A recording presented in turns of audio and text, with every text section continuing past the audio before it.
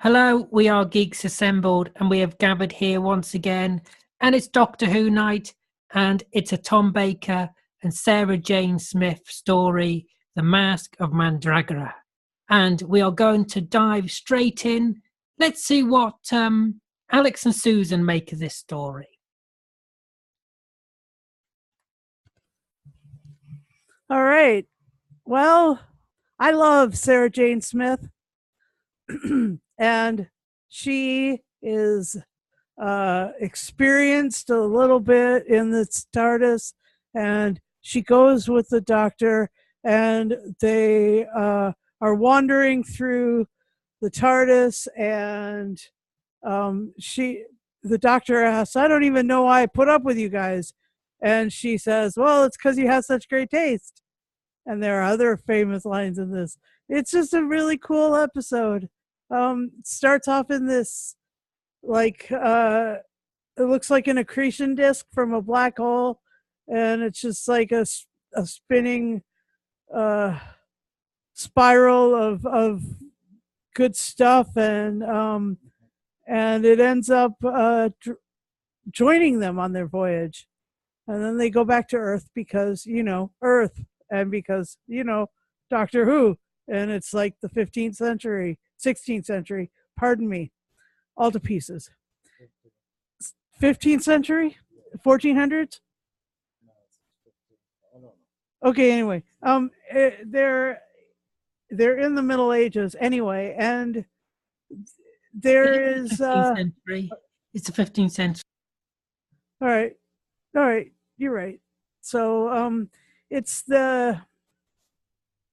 there's a cult and stuff, and the cult is doing some weird stuff on an altar in a tomb. And anyway, it's kind of amazing what happens to the guy with the iron mask, or a bunch of guys with iron masks actually. And then the doctor and Sarah have to come up with a plan to, help the release of this superpower energy, force lightning. May the force be with you. Anyway, yeah. And so here's Alex. I really like it, by the way. I really like this one.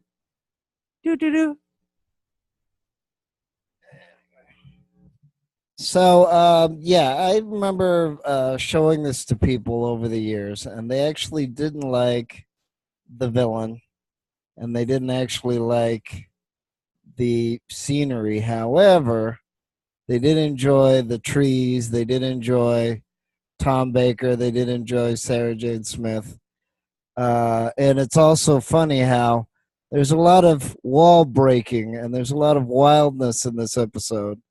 I've also asked a lot of English people that I knew that actually visited Boston that said that they did not like the story. They loved the performances, but they did not like the story at all. And of course, you have so many famous people, and you also have Tim Pigott-Smith, who is now gone, who was also with Peter Capaldi in The 12th Hour. And of course, as we know, Peter Capaldi is the 12th Doctor, or the last male Doctor. But again, many years removed, and the funny catchphrases as well, especially Tim going, "But what he does there, I know not." And I said, well, unfortunately, that's too literate to be a catchphrase, but I still love it. It is a great cast.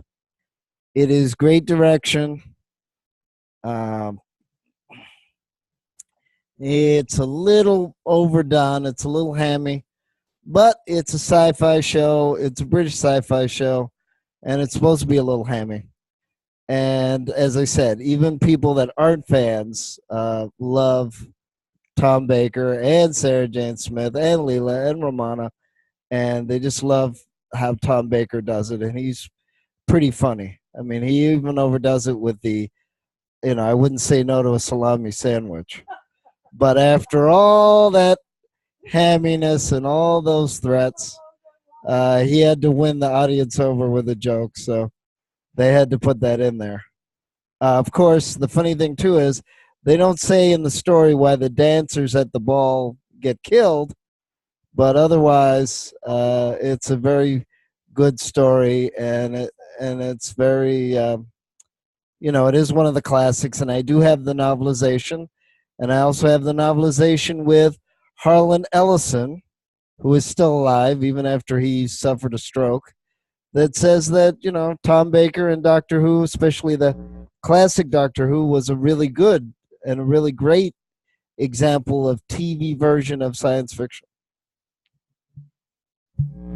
These people, they don't like the scenery. They've just insulted the whole of Wales.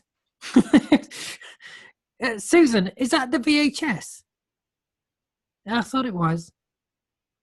Let's go to Stephen Price. I haven't seen one of them in a long time. The VHS, that is. Let's go. Hello. Hello. Hello. Hello. This, Hello. Hello. Hello. The location for this episode was filmed in Port Marion in Wales. Can I just say something? What? It didn't rain once while they were there. Yeah, this was in North Wales, not South Wales. The resort of Port Marion in Wales, better known as the setting for the cult series The Prisoner. Yeah, I noticed one of the actors has played in The Abominable Snowman, and he played Major Baker in Doctor Who and the Silurians. Yeah, it's a great episode. I watched it a few years back, and it was nice to see it again. It's a very underrated episode,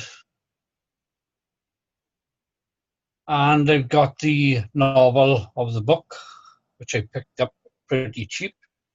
Yeah, really good episode. Is it underrated or does it just get lost? No, it's not. What I say, people don't talk about it so much. This episode. Yeah, I agree with that. Yeah, they mention things like Genesis of the Daleks and the pyramids of Mars. Yeah. But this episode is just awesome. Let's go to Beef Dad. Yeah, I think one of the reasons that it doesn't get the credit that it usually gets is because this was the first episode, first storyline of Doctor Who set in a historical setting, since it was the first one since the Gunfighters, which was the first Doctor. And yeah, Port Marion was a perfect place for it because of the beautiful buildings, the lovely woodland and everything. But I really enjoyed the story. I must confess it was one that I really enjoyed at the time. It was the first, I think it was the first, yes, it was the first one of Series 14. And Sarah Jane Smith looks so young, so incredibly young. And I love the clothes. Her clothes were perfect. And she looked brilliant in the sacrificial robes. She looked absolutely gorgeous in that.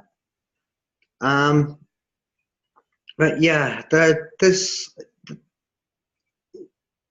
it's so perfectly done. And I do like the way they sewed together the 15th century and the Mandragoran, Mandragorian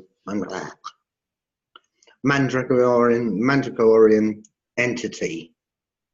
I thought that was really clever, the way that that was all sewn together. I must confess, when I first saw it, I thought to myself, I know how it got there. When they went and hid behind the Tardis, it shot in through the door. You know, you left the door open. What do you expect? But the other thing that was brilliant was seeing the second control room, because that they felt that it was time they did something about the control room to change it from the really white control room that they had in from the 60s onwards, and that it needed, they wanted to give it a bit more character for Tom Baker, which, to my way of thinking, worked really well. As to performances, Count Federico, brilliant. Laurie Moore, wow, he's always good as a villain. He makes a brilliant villain. Hieronymus, played by Norman Jones, brilliant also, and just so creepy,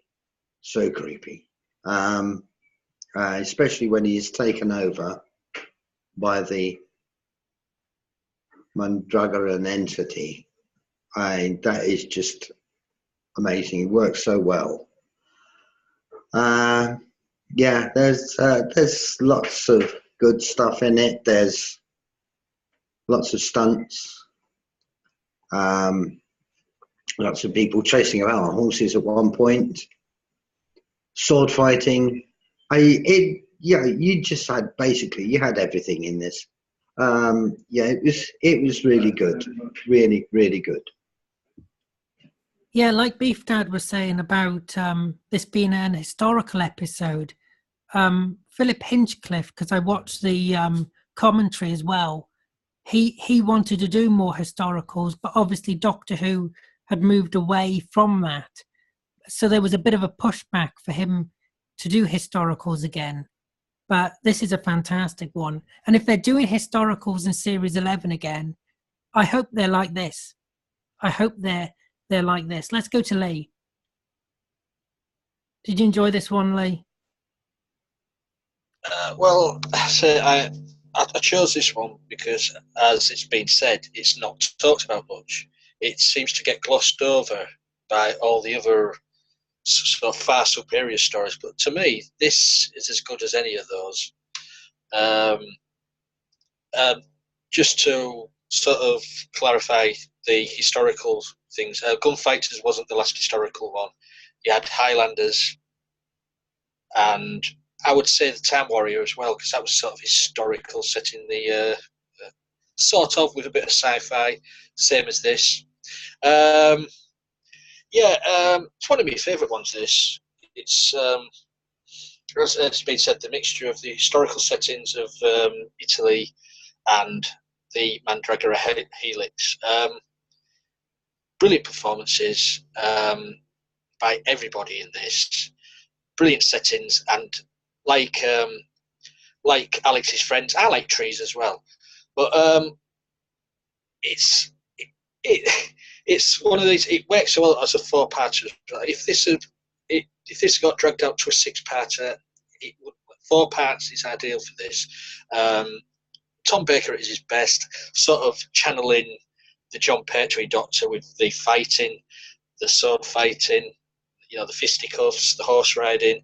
Because Tom Baker, you don't often see his Doctor doing that. So he does it in several other stories, but not that many. And as I say, Sarah Jane, Liz Sladen, one of the best companions. You can't falter. So the villains, brilliant. There was one thing I didn't think much to the mask. There wasn't a big turnout, was there, on the dance floor? There was only about 6 people in the whole of the Masque. I mean, at a Masque, it's supposed to be a room full of, it should be a hell of a party, you know what I mean? But I suppose it's the BBC shoestring budget. But apart from that, I loved it. One of the best stories of that scene. Well, of one of Tom Baker's best stories. Full stop. But the BBC used all of their actors, the whole actor pool, to do that. I mean, yeah, but they could have maybe done a bit of camera trickery.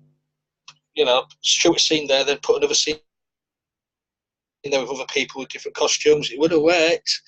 But having 6 people just stood in a corner, watching a jester somersault, not much of a Masque. But yeah, but as I said, this was the era of where Doctor Who was sort of taking on other classic stories. You had the Frankenstein, you had all the other thing, the horror, the gothic horror stuff. This was also a take on the Masque of the Red Death. That it was a sort of a take on that. So a big thumbs up to that. But yeah, it's a very enjoyable story, and I wish people would pay more attention to this one. Thank you for that, Lee. And what more can I say? Just repeat what everybody else said. The cast, I thought the cast were absolutely brilliant in this. I thought this was a great cast. And the regulars, Sarah Jane. I love Sarah Jane, and like Beef Dad says, she looks so young in this. She looks so young. And Tom Baker is on absolute fire. He's so comfortable in the role. He is the Doctor through and through. I mean, this story has everything. It has a great villain. It has great cliffhangers. It has great scenery. But also, it has good lighting. This gets overlooked, but a lot of Doctor Who stories can be overlit. This is perfectly lit. You can feel the atmosphere. This episode has got atmosphere, and also the costumes as well. The BBC drama department and costume and makeup and all that. I did think it looked great. No, it was a very, very good episode. It's one of my favourites. But then again, it's Sarah Jane, so basically, if it's got Sarah Jane in it, it's one of my favourites. There's not one with Sarah Jane that I think is truly bad. That's how good of a companion she is. So yeah, well done to everybody at Doctor Who for doing this episode, because this was a great one. Let's go into favourite moments. Let's go with Lee, since he's rubbing his hands there. Well, I think it's his hands. Favourite moments. I'd love to know where the Doctor learned how to lasso his scarf around people's ankles, because that was a brilliant. Yeah, got it off to a T. That. There's just so many things, as you say, the costumes and the scenery. But there's one favourite line of Tom says, "You can't count." It just does it so well. Hieronymus's character, as Beef Dad said, it was just so sinister. Really well done on that. Yeah, it's all in all, it's a good ensemble cast, good story. For me, it stands up today. With all the new stuff, this for me is far superior. It gets you enthralled. Yeah, it's a proper story, and like you say, it's not too long either. It couldn't have gone on for longer. It could not have gone on for like 6 parts. It wouldn't have worked. It wouldn't have worked, no. No. Four parts for me is the ideal length of a classic Who story. I think that you're right, though, Alan, about the atmosphere coming in. Yeah, it's got atmosphere. Yeah. Yeah, when they opened up the new TARDIS, when they were wandering around the TARDIS, and they opened up the new control room, and it's got the frilly shirt, the Pertwee frilly shirt, and the recorder, and Sarah Jane starts playing the recorder. It just brings all that old feeling back to you about like the continuity and stuff. I know but it's also. And what? I mean, Oh, like the walls. and what did and the Doctor do with the shirt? He used it as a duster. Yes, but the shirt itself was dusty, so you knew he'd been traveling around quite a bit. I mean, unless he was like traveling through, sandstorms or whatever, he's picked up quite a bit of dust over the years. Anyway, that was cool. And like the walls, like brought you into that kind of, you know, a palace or castle kind of feeling, because all of the, as far as I know, all the castles that I ever visited in the UK were paneled with these great big huge wooden panels. Yes, there were tapestries, but there were these great big huge wooden panels, and that was, I mean, you knew that this TARDIS was ginormous, so you thought, it was adding to the castle effect of the But TARDIS. it was only used in this one series, wasn't it? That interior of the TARDIS. Yeah, I think Used for so. this series, and then they replaced it back to the old one. Yeah, when Romana came, it was gone, and when Leela came, was Leela in this? Yes, that was where Leela was. The discussion of the boxes what took place in that TARDIS control. Yes, yeah. Anyway, cool. Do you want to mention your favorite moments? Yeah, I guess it's like rich in favorite moments. I love when Hieronymus gets the power, and all of his dreams and aspirations of taking over this kingdom and stuff come to pass, and like that was really amazing. And I love that there was I love that there was like the force lightning coming off of his fingers. That was really cool. And I really love Sarah Jane, how strong she was, even though she'd been captured, and she didn't cry out. She wasn't like a mess of emotions.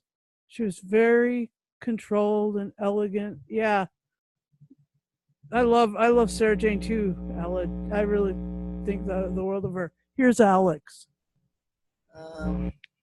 Well, yes. I mean, they did. This does remind me of other stories like the Androids of Tara, even though that's more than a few years later.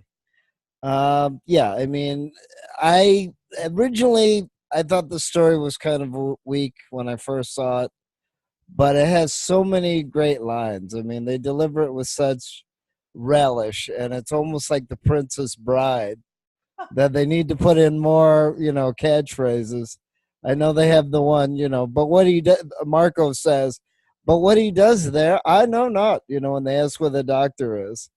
And then, of course, Sarah Jane Smith says, I don't know what's happened to him. It's worse than being with him. And, they have a lot of throwaway lines and fourth wall lines, like when Tom Baker says, remember the battle at Agincourt, and Sarah Jane Smith says, but they lost. And he kind of, he stops for a minute and he looks at the camera. So, I mean, that's the thing. Tom Baker, I've shown it, and I've heard from a lot of people, Tennant may be the new Tom Baker, but there is Tom Baker, the original. And he just has such charm that he actually wins a lot of people over that don't usually like British television, because he's not hard to follow. Wait, who are these peculiar people who don't like British television? but they actually like him a lot. Maybe they like him too much and they don't like the rest of the story or the show. But what is it? Tom Baker's what, 82 now or 85 now? But the other funny thing is, this reminds me a little bit of not only of Genesis of the Daleks, with the very friendly dialogue that the companions are saying, but also the Sontaran experiment. Because many times Tom Baker doesn't challenge anybody. He doesn't say, you know, evaluate me if you dare. And he does that in the Sontaran stratagem or gambit or whatever it's called. And he does that here. You know, he goes, you know, and I love it when he's in front of Federico and he goes, you won't have a future if you don't listen to me. You know, so you know, and then the way he escapes death, he escapes the horsemen, you know, trying to capture him. He even gets hit on the head when he tries to rescue Sarah Jane. And then the funny thing is, when he's in the catacombs with the brethren, it's funny how slow that scene is. You know, I mean, the doctor just comes and pulls Sarah Jane off the slab, and the priest or whatever's trying to stab her, sacrifice her, and it's so funny how slow that goes, but it's very funny. No, it's a great scene. Yeah, it's very fun. Yeah, a lot of people just laughing their butt off. I mean, they just love it. So I mean, it has a lot of great lines. It has a lot of vigor. Just like Lee said, you know, then you can't count, you know, which is the same thing. Just like in the androids of Tara, where he's in that big sword fight. Can I just say, nobody else could get away with saying that. What's that? You can't count? Yeah, no one else could get away with that. Yeah, well, it's the way he says it, but he's still smiling. You know, he's just like with the Sontaran. Yeah, because he evaluate me if you dare. You know. Yeah, because he knows it, doesn't he? He knows how silly it sounds, sort of thing. Yeah, well, I mean, even sometimes when he offers a person a jelly baby, you know, and you don't realize that he's sizing people up.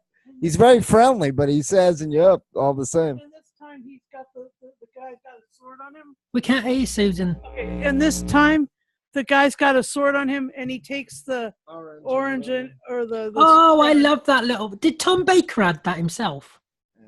I'm not sure. Or was that in the script? Yeah, that was great. Yeah, I mean, that was great. I thought that was a really nice touch. I think that Tom Baker added that.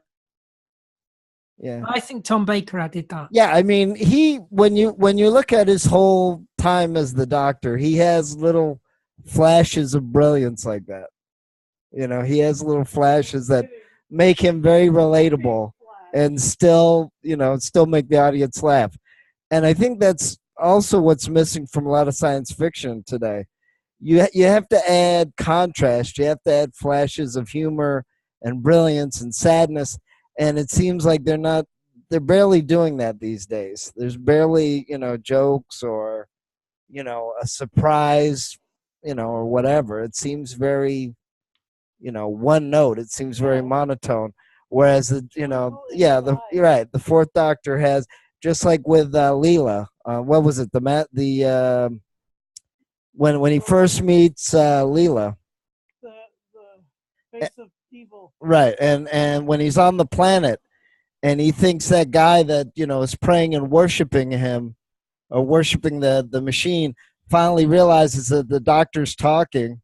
It's actually the Doctor, and you hear in the dialogue, the Doctor says, "Oh, I underestimated that man." It's just it's flashes of brilliance, like that make him.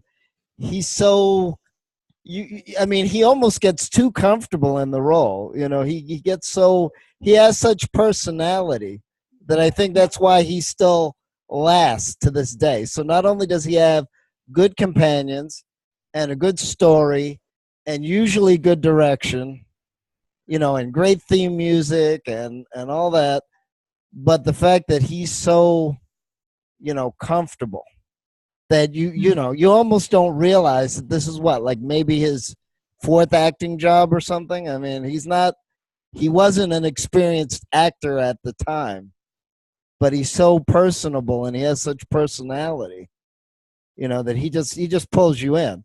And that's the problem with a lot of science fiction. It doesn't really pull you in anymore. There's very few charming characters anymore.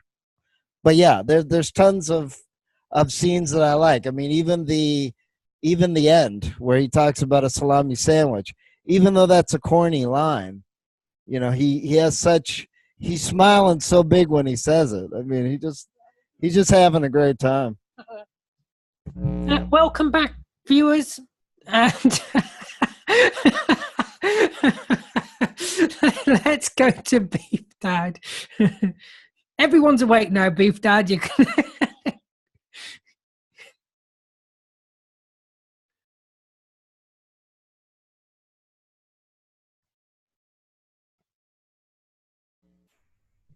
Muted. It's me age. Yeah, I really enjoyed some of his little references, like the swordsmanship. Cleopatra's bodyguard taught him some of his swordsmanship, and things like the when he's looking at the astrologer's telescope and looks at it and says, yeah, 50 years later we could have used Galileo's. That would yeah, it was so good. But yeah, I loved the bit that Lee's already mentioned with this, where he used the scarf to trip the bloke over, and then I loved seeing him on a horse. And the sword fights were really good. And well, the moment that really got me when it first aired was when he ripped off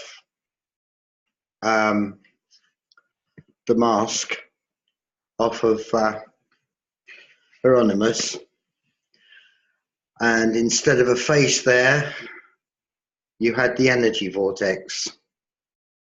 That was creepy. That was really creepy.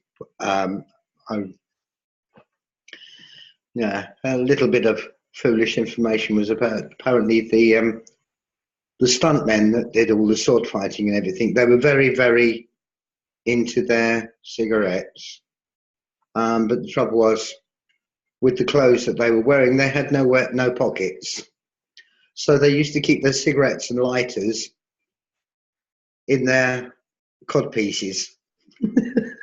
Which, when I found out about that, that really made me laugh, because Philip Hinchcliffe told us about this at the Time Lash convention, and everybody in the audience just folded up laughing over that. But yeah, it's just full of magic moments for me. And there's too many for me to go into. I'd be here all bloody night going on and on and on and on and on and on and on. And I'm sure. Yes, we don't want two members doing that. So yes, brilliant. Might I suggest that we allow Beef Dad to go on and on and on, because it would be great. No. Yeah. Well, he can do that if he wants. Well, at my age, I'm liable to fall asleep halfway through.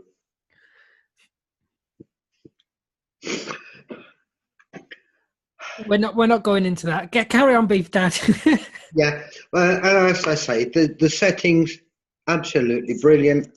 The guy who was in charge of the settings did so brilliantly, and it's like they had to add bits, like the wall with the door, the stone door that went underground didn't actually exist. They had to build that. And you remember the bit with the where the Doctor was supposed to be executed? And what they did was they hung rugs over the metal on the balcony so that you couldn't see the metal on the balcony. Yeah, that was mentioned in the commentary. Yeah. It's just brilliantly done, and he based a lot of the interiors on old paintings, like the Duke's study was based on an old Italian painting. Yeah, that's the sort of research that they used to do for these historical ones. It's just brilliant. And let's go over to Stephen Price. Your favourite moments? Why has everybody got to pinch my favourite moments bits? The part where he was going to get beheaded, I liked that part. I liked the dark scenes with the masks and all this and that. The settings, the lighting was brilliant. Great cast, great acting. If you haven't read the book, read it. It is brilliant. And is there anything different in the book, Stephen? Is there any different scenes or any added bits? Well, there's obviously there's more in the book. Yes. What would you like to describe? Oh, I can't remember. It's about 6-7 years ago I read the book. All right. Would you like to read the book now to us? I'll just sit here. No, I haven't got the book on me because I'm not at home. Oh, you're not in Swansea then? No. Oh, they caught you, did they? What?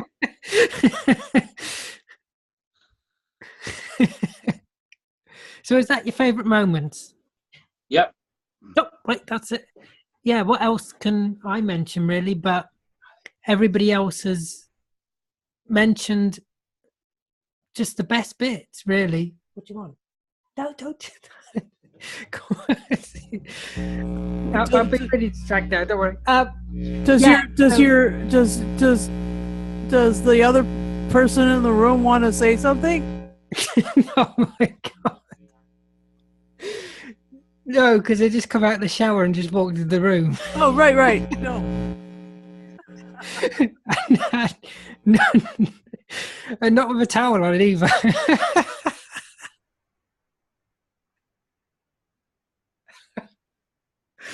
Thank God the camera. Thank God I'm not sat at an angle. That's all I can say. Anyway, yeah. So yeah, it's a brilliant episode. I mean, everybody's mentioned some fantastic scenes. The cliffhangers are great, like I say. When you think the Doctor's going to be beheaded, and then in the next part, he just flips the scarf to lasso around the person's legs. And then he goes off and rides off on a horse, and it's great to see Tom Baker on a horse. Just this one's brilliant. This one is brilliant. I really enjoy this one from beginning to end. You can watch it again and again and again, and it's still enjoyable. So, what? Are you phoning home? Yeah, Lee said that it was not the last, the next historical one since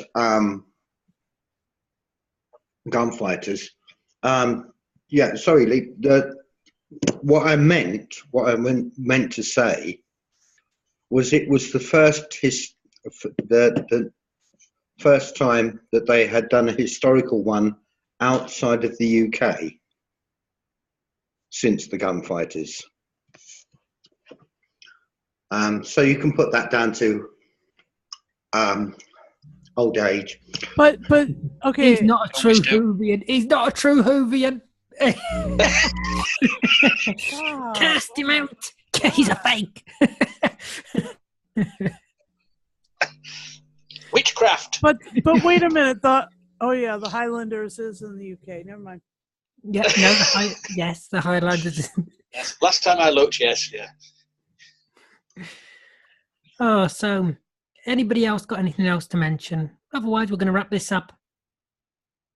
But let's wrap it up. Let's go to Beef Dad for final say and score. Brilliant story, brilliant acting, incredible location and sets, and just an absolute joy to sit through again. 10. 10. Wow. Let's go to Alex and Susan. And we just know Alex isn't going to give a 10. You just know it. Just don't think he might give it a 10, but I here, I'll just say it right out. It's a 10. It's a 9.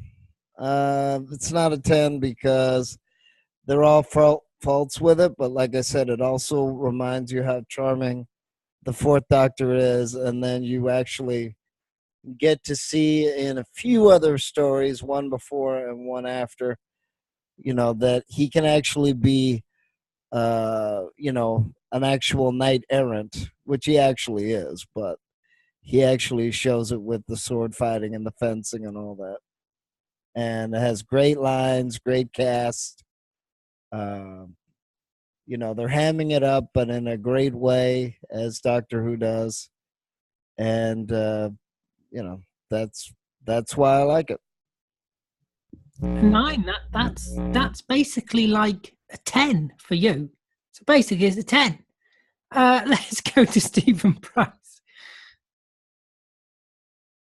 Yeah, great episode. I give it a 10 out of 10. The book, the original book, I bought in a jumble sale when I was away on holidays for £1. The original book. Oh, that's not bad. So you give the book a 10 as well, I take it. Oh, yeah. And let's go to Lee, who went off and then came back on again. I thought we'd lost you then, Lee. One can only hope. The internet. You got everybody cheered. You watch it, but everybody cheered when you. And then you came back on and went, oh. Question. I've got a question before I do, me fellas. Seeing as the Mandragora Helix travelled to Italy in the Tardis, does that make it a companion?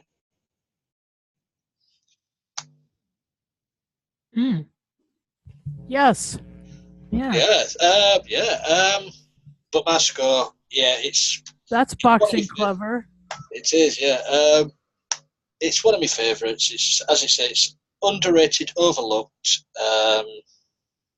Give it a view. It's a 10. Yeah, I don't know if it's underrated, but it's definitely overlooked. It's underrated because people don't seem to go to this story. They always go to other stories because nobody's ever talking about this one. See, I now want to check where it is on the magazine ranking. You know, that big ranking that you did for the 50th. It's good job you can say ours. I wonder where it is on the. It's got to be in the top. I would say 50. Yeah, it's 48th or 47, and plus, it's not too bad. I thought it might be lower than that. And according to unless I'm mistaken, according to the Doctor Who universe, it's what the first Doctor encounters it, the 4th, the 7th, and the 10th. Although the 10th Doctor encounters it in the book. Yeah, I've read that book. Yeah, Beautiful Chaos. Yeah. Yeah, the 4th is the only one that it's televised. Everything else is either book form or Big Finish audio book form. Which, yes, it's a very good villain in terms of the setting. So is the villain from the Pyramid of Mars, which was another great Tom Baker story with Sarah Jane Smith, and actually very, very scary. And one of the few times that the Fourth Doctor screams in absolute terror and anguish. And that also, when I tried to show that to a lot of Americans, they actually liked that story better. Alex, this is the book.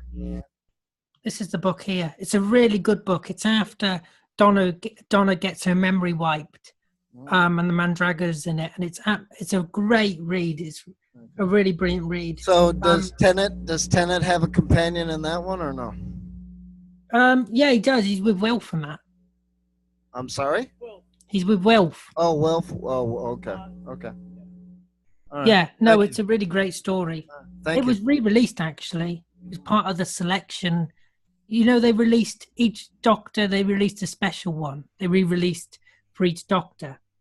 That was part of that. But this is the original one. So, yeah, now for me, It's a 10.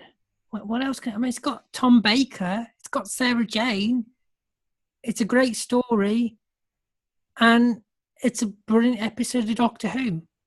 It's a 10. Of course it is. It's not going to get anything lower. Have we all given it a 10? We've all given it. No, 9 is a 10 for Alex. 9 is Alex's 10. We know that by now. So, yes, tell us below what you think of this episode of Doctor Who. I would like to thank everybody here for watching. Everyone here for joining me. You lone viewer for watching. I know. Look after yourself. Take care. And we will see you next time. Toodles.